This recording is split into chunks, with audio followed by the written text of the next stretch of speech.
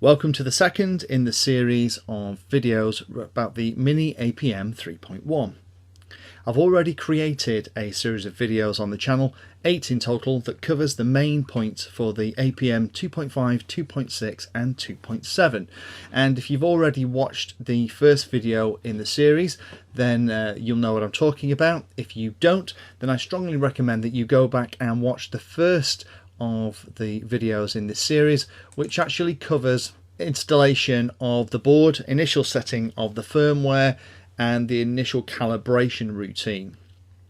In this video here, we're actually going to go through power, motors and the ESC, and we'll also talk a little bit about fitting the GPS, because that isn't straightforward either.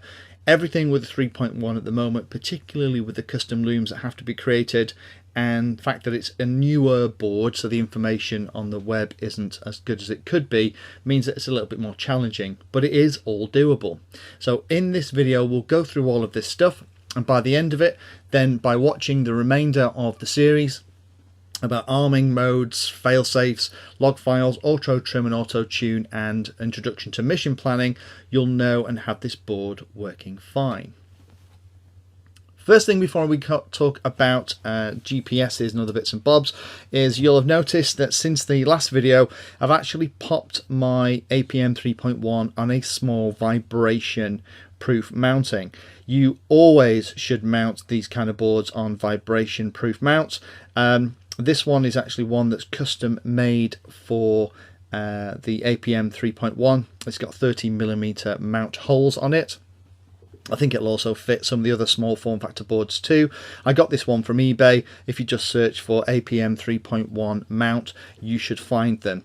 So I'm going to actually use this to mount this to the top of the craft to isolate the board from those tricky vibrations that you get on multi-rotors. The next thing we'll talk about really is the GPS. Now, the GPS has been a challenge on this board, I'll be honest with you. The GPS that comes with it comes with a 6-pin cable and a 4-pin cable. One of the cables, it turns out, is plugging into the GPS module itself, the U-Blox Neo 6M, and the 4-pin cable is actually plugging into the 5883. Which is the external compass. Now, the GPS I have here, GJMCU GPS HMC 5883L, is actually designed to work with the APM 2.6, so that the cables come with it are more for the 2.6 that has a separate connector for both the GPS and a separate connector for the compass. Of course, the 3.1 being the 3.1, it has one 6-pin connector, and that 6-pin connector is actually there to do two things, both the GPS and the compass. So there is a little bit of work here to get this all working. Sitting and actually reading through spec sheets for some of the boards and some of the chips that's on the GPS, I've managed to work out what the pinouts are, because again, this isn't something that's available. So here's the pinouts, and here's what you have to do to get this thing working. The 2 port, so we're looking at the GPS from underneath. So the top port is the one that's for the compass, the bottom port is for the GPS bits and pieces, and on the left hand side, here we are above the USB port, we have the connections. And the ground and 5 volts is pretty straightforward, and then you have to connect the transmit and receive, which are the bottom 2 pins on the APM 3.1 Mini, into the middle 2 pins of the GPS, and that then should work fine. And you'll know when you've got it connected properly, because the blue light will flash when it initializes, and then after about a minute, as it gets a lock, it'll go solid on the Mini APM 3.1. The other connector then is actually for the compass, the external compass. Remember we talked about in the first video the jumper one. If you cut jumper one, then you need to put the external compass in. I haven't here for this demo. I might make another video later, but let me just tell you how you do that. You would connect SDA and SCL to SDA and SCL on the GPS module, so that would be the middle 2 wires, and then you'd have to do a small adjustment on this GPS board itself. And what you'd have to do is solder a very thin wire from the middle of the board down to what should be the plus 3.3 volt input of the second connector for the compass, and that will actually supply power and it will work. I'm not going to do it in this video. As I said, I might do it in a later one, but that's what you do to get that final piece working. There are GPS units available now that actually have the 6 pins that corresponds perfectly to the 6 pin outs on the APM 3.1, and for those it's pretty straightforward. You just plug the 6 pin cable from the compass and GPS unit, the combined unit, straight into the socket, and all the wiring has been done for you.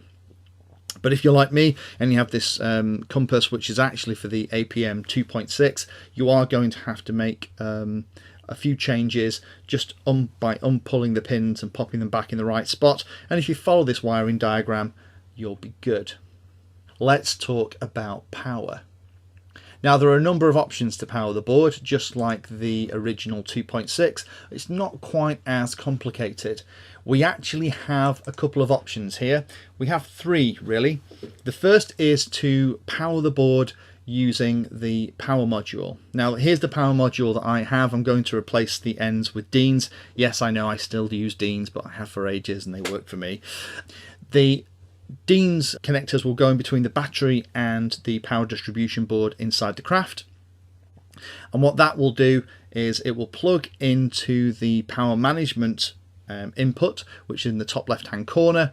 Nice thing about that, not only does it power the board through the 2 plus 5 volts and the 2 ground pins that are part of that connector, but it will also send current and voltage sensing information into the APM, which is great if you want to set fail-safes, but also handy if you want to do things like put a minim OSD on this so you have an on-screen display. You can then display that information as graphics over your FPV signal. Second way to do this is connect a UBEC. So when we come to connecting the motors up, you'll see that the left 2 pins are actually a plus 5 volts and ground on the 10 pins that are available in that top connector.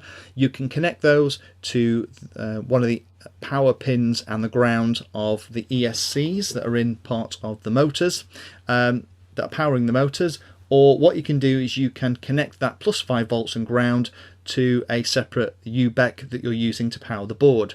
I'd recommend that if any of the outputs are being used on like a tricopter to power servos, then you want to be using a UBEC to make sure that you're supplying enough current.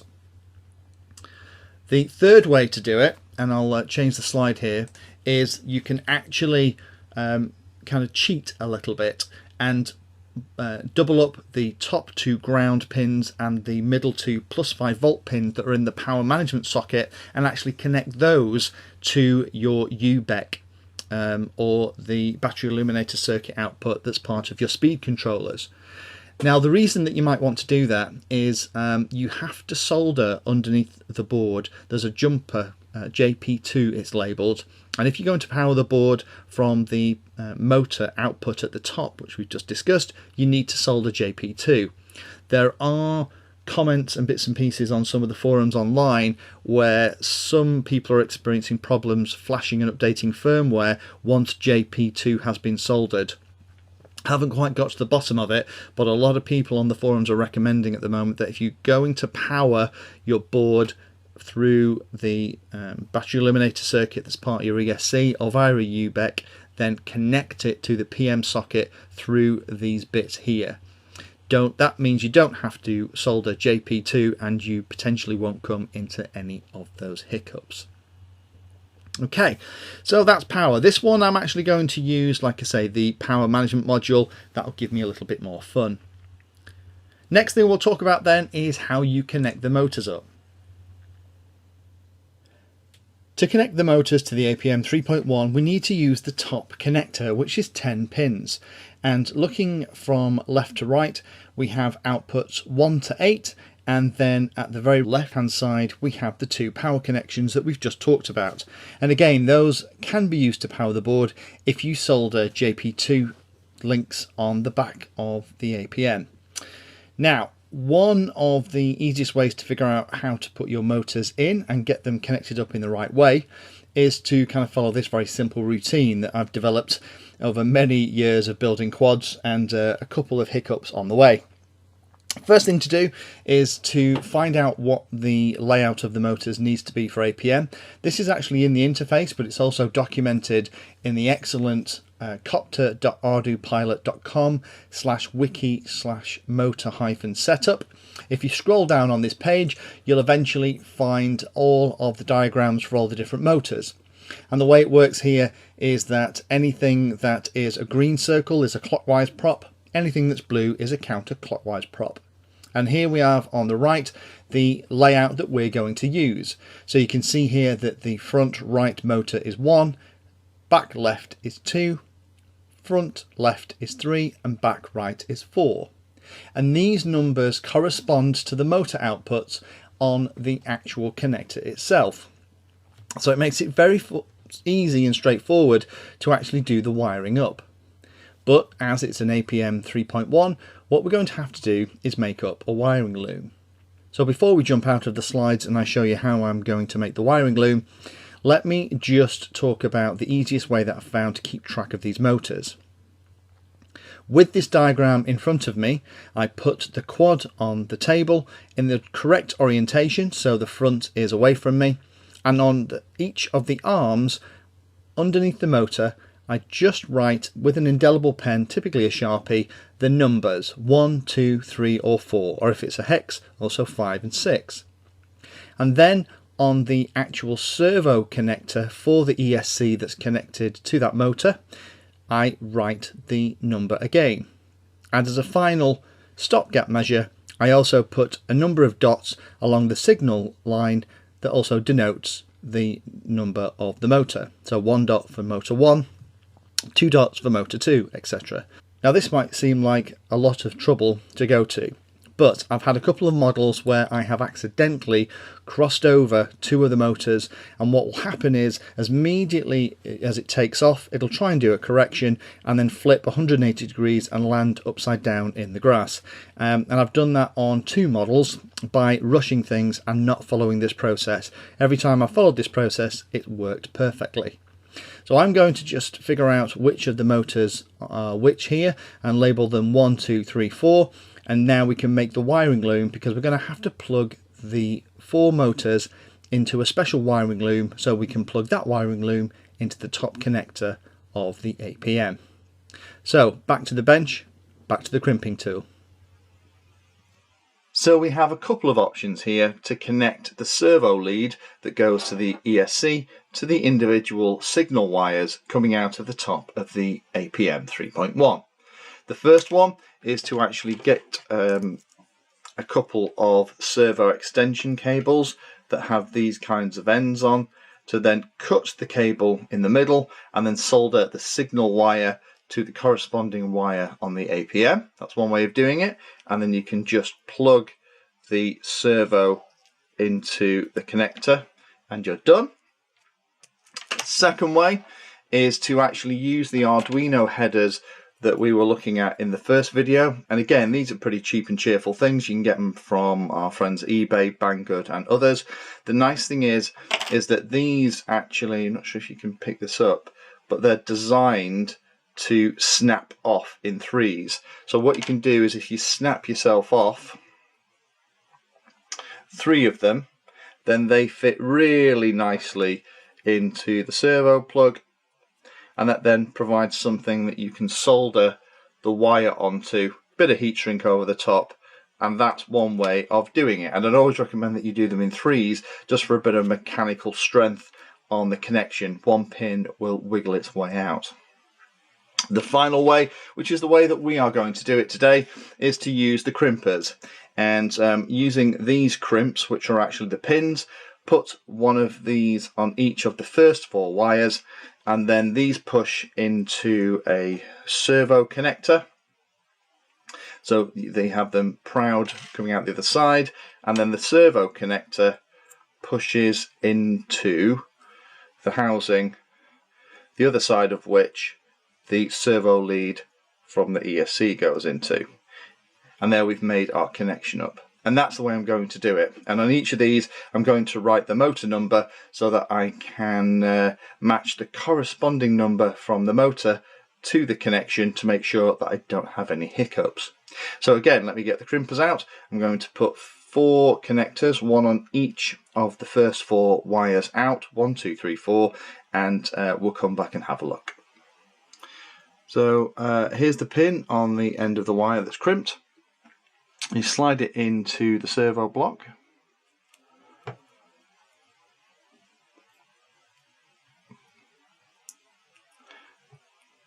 And you'll hear it click.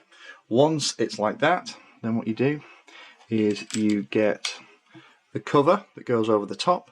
One end of it actually has the little connector on it, and then you simply slide this servo lead into there. You'll hear it click, and then there it is. That is one of the servo leads made up. What I need to do is just do that on the other 4, and then we'll show you what it looks like all done. So as you can see, I've connected them just to the signal wires. The reason I've just connected it to the signal wires on each of them is the ground is going to be taken care of because the ESCs are connected to the main battery through the main power cable on them. So we only need the signals connected. That should work fine. And I've just wrote on the top of each which motor they correspond to. So here's the board installed on the quad, and I'll take you around side by side and you can see how everything's connected. So let me just zoom in a little bit and we can go through side by side. So here's the back part of the quad. Here's the inputs for the control channels going down to the receiver, going through the throttle and the other controls, and then I've got pin 5 connected to auxiliary 1. That connects the 3 modes on the green wire. The white wire is going to pin 7. That's connected to a gear switch on the remote control. That's going to allow us to do auto trim and auto tune. With this being a small frame, I expect it to be a little bit twitchy, and we'll need that process to get it super smooth. Here we are looking from the side. So here's the front of the model. Here's the GPS connection and the connector for the GPS and the compass underneath. And as we talked about in the video, we haven't connected the external compass on here. That's the USB connector underneath. Here we are now looking at the front of the model, and here are our 4 connections for motors 1, 2, 3 and 4. So you can see how easy it is when it's labelled on both the connector, but also having the dots on the white wire make it very easily to visually confirm we have it all connected the right way. And they're going into motor outputs 1, 2, 3, 4. And what I've also done here is I'm actually going to power the board from the PM socket, and just as a precaution, I don't think I need it, but I've also added an earth wire to each of these motor connections. I'm not sure if you can see that, so I'll turn it around and show you that last piece. So here we are now looking at the left hand side. That's the rear of the craft, that's the front. Here's the power connector. So what I've done is I've actually plugged a negative and a positive wire into this motor connector for motor 1. So I'm actually going to take the plus 5 volts to power the board from the ESC's battery eliminator circuit. The reason is I couldn't actually fit the power module on such small craft. I tried a couple of different ways and I wasn't happy with any of them. So I'm actually going to power the model from the ESCs that I've already got on there. What I've also done, which you'll probably notice, and I don't think this is actually strictly necessary, but I was just getting a bit nervous about only having 1 wire going to the motors. I've actually connected the second ground wire from there into the other 3 ESC leads. So each of the leads going to the motor both have a signal and also have a ground on them as well, and that's just to stop any weird and wacky spurious signals, or if you happen to have something wacky on your ESCs, it means that you're not relying on the ground from the battery. It should be absolutely fine, but my electronics engineering just makes me nervous about that. So there's an additional wire there. You may see inside the craft here, there's a piece of foam that is actually stuck on top of the barometer. Now, the nice thing is with an APM 2.5, 2.6 and 2.7 is you can get the case, and the case is a nice way to protect the board, and it also usually comes with a piece of foam that goes over the barometer that's in the middle of that bigger form factor APM. With this board, because it's open to the elements, you can actually buy a board to mount this thing in, but what I've done is I've just mounted a piece of foam over the top so that that barometer isn't going to have really spurious readings by the wind coming in the front as this thing's flying along. And as you can see, it's kind of on the anti-vibration mount, so it should work fine. So now it's all ready. There's just a couple of things that we need to do before we can take it out for its first hover and confirm that all these wiring looms, programming and setup are going to work. So we're almost at the point now where we can fly. Last thing I like to do before I fly any craft is to calibrate each of the ESCs, particularly when I have a new model or I'm binding it to a new radio. Now, there is a process that you can use to do an all at once method, so that each of the ESCs are calibrated together using the APM. Here's the place on the web that you go to find the details out around that. It involves setting the APM into a specific mode, then starting it again, and then doing the calibration. If you scroll down though, there's the step-by-step method, and this is the same no matter what speed controller or flight controller you're using, and it's the one I tend to use the most. So the way you do it is you plug a servo extension lead into the throttle channel of the receiver, and then one by one we're going to connect up the motors. Now at this point it's worthwhile remembering what the layout of the motors is. So in theory the two ones on this end should rotate clockwise and these two should rotate counterclockwise. So it's an option to not only check that the throttle is perfect on each of the ESCs and identical, which is important, but also to check if these are going the right way. So let's do the first one. So what we've done is we've connected the throttle cable from the throttle channel into the ESC. So we have the radio turned on. We'll just power it on to make sure everything works first. Wonderful. So there's that motor running. And it is actually running the right way. You can't probably see it on the video, but it is running clockwise, which is good. So let me just unpower everything. And we'll actually do the calibration on the screen. So there's the model.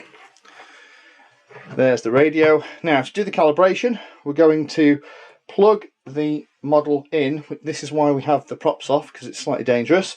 With the throttle at its maximum, we're going to power up the model. You'll hear the confirmation beeps to say it's set the high throttle mark. Then we reduce the throttle to its minimum position. And now that is calibrated. So I'm going to go through and do each of the motors in turn. Good news is that is motor 3, so we've done that one right. And once we've done that, plug it all back together, and then we'll have a final test out in the back garden for a first hover.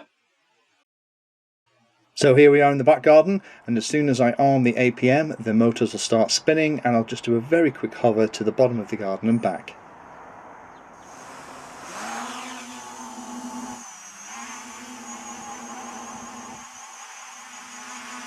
You can probably hear the motors pulsing slightly, so this frame will need to go through auto trim and auto tune, which is later in the series, to change the PID settings.